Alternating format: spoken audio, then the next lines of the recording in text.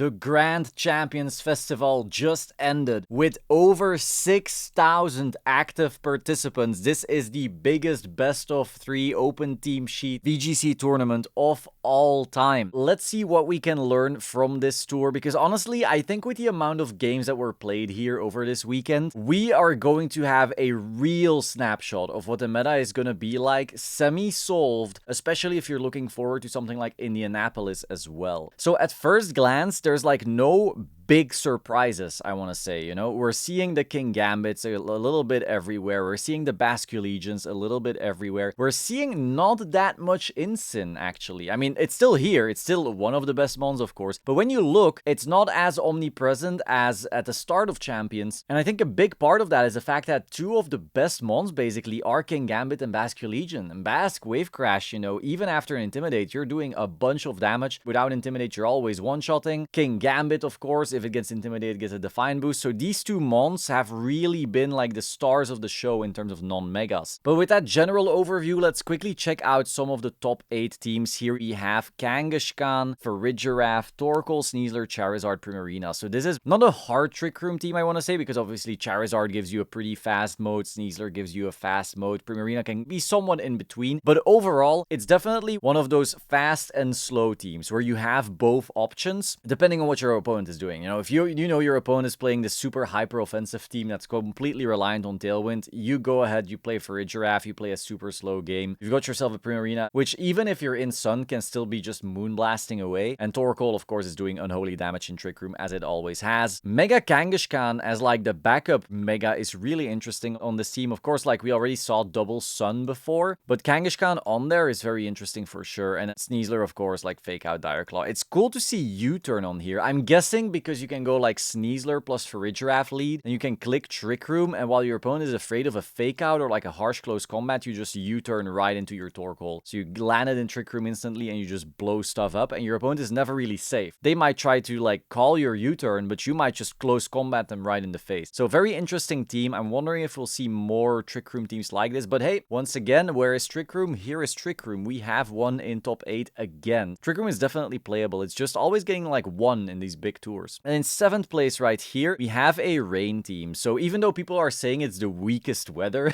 because it doesn't have a mega, you know, like if you're trying to play a weather war, having access to Frostlass, Charizard, or Tyranitar, and just clicking mega so that you don't even have to win like the switching in terms of weather war is a really big deal. So rain is always a little bit behind when it comes to winning the war, but I would also say that it kind of has the best abusers. If you win the war, you do have kind of the best mons. Excadrill is fine, but it's no Basque Legion. Interestingly, because you have an issue with winning weather wars, we have a Sableye here. So you have Prankster Rain Dance. You're willing to play a Sableye, which is not fun. You know, you're kind of playing like a dead slot. You will be winning weather wars though. And this Sableye, even though it's again a dead slot, it's not going to take any KOs really. It has Will-O-Wisp, Prankster, really solid. You can just burn stuff. The only thing you can't burn though is the King Gambit because Prankster doesn't work on Dark Mons. But you can also like Encore Disable Mons. Honestly, pretty good. Like against the Scarf Basque Legion from the opponent, for example, they lock into Last Respect, they do some damage to something, and you just go Disable.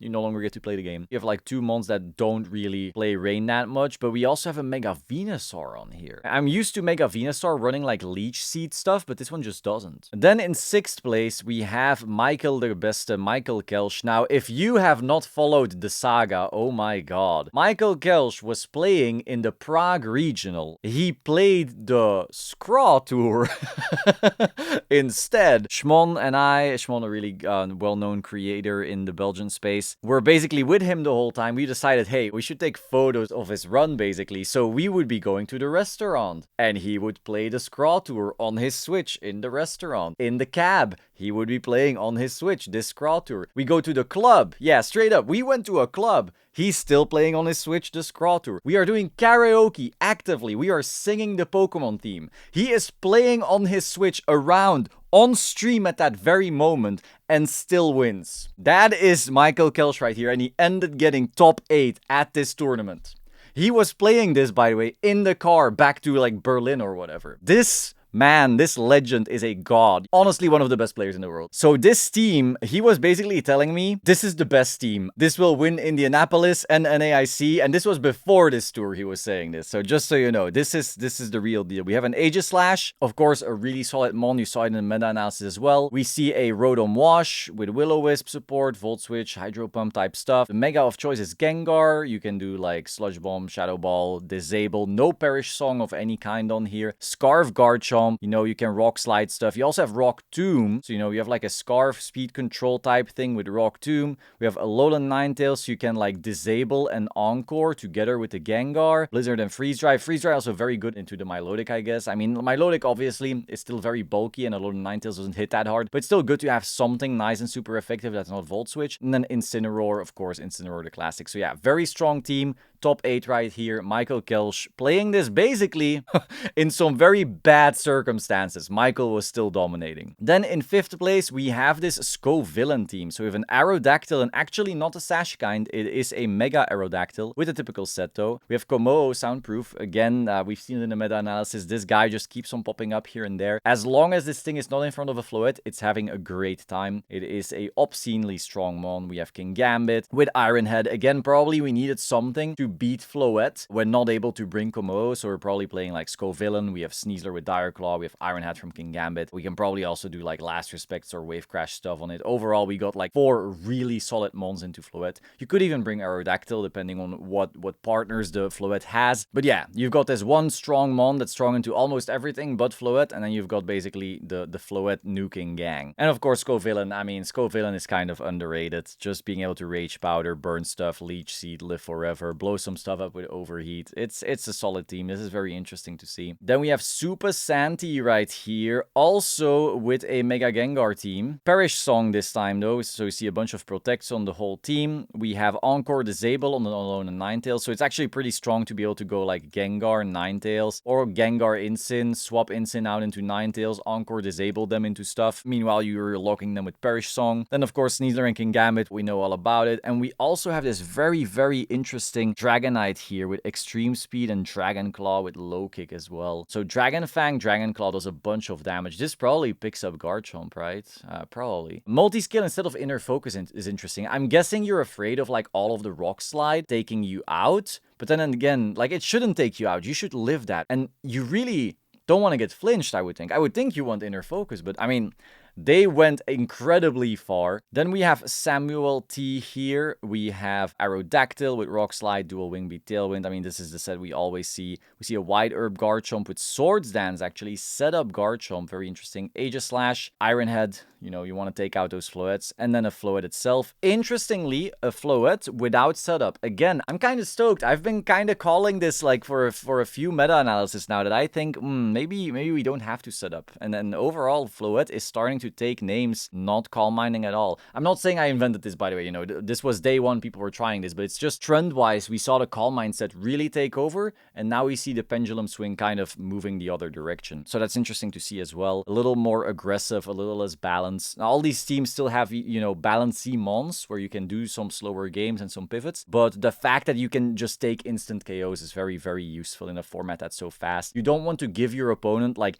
8 turns to Rock Slide. I don't like how random Rock Slide is. If you're playing games that are slow on purpose, of course you're going to have more opportunity for Rock Slide to scam you. Meanwhile, if your Floette is just taking KOs every turn, there's gonna be a little less Rock Sliding. Then we have Mega Umbreon here with a very interesting team. We have Sneasler with King Gambit and with Frostlass. Now, I am so stoked that this core is still doing well. Very good players swapping to it, and now we see it in the finals. Sneasler, King Gambit, Frostlass, a type of balancy core here. No Fire, Water, Grass anymore. Again, you saw it in the last analysis as well. People were trying to, you know, just stick to these 3, and then what's around it doesn't have to be Fire, Water, Grass anymore. And we can see it here. We have Double Water with a Dragonite. Also, interestingly, this is also a Dragon Fang Dragonite with Dragon Claw and Multiscale. So it seems like this might be some new type of tech that's relatively recent at least, and it's doing extremely well in this tournament, like converting incredibly. Also cool to see the Milotic. You know, last week we spoke about this Milotic trend kind of picking up, doing very well in the Victory Road, and we see it doing well here again. Now, if you're checking out the win rates, actually, of Mons, Milotic did pretty bad this tour. Maybe people were, you know, picking it up because they saw it doing well in the victory road, but weren't really sure how to play them or on what comp to put them. They were just like, oh, I want a bulky water type, I'm gonna play Milotic. I don't know why, but at least there's one in final, so it's not bad. It's just that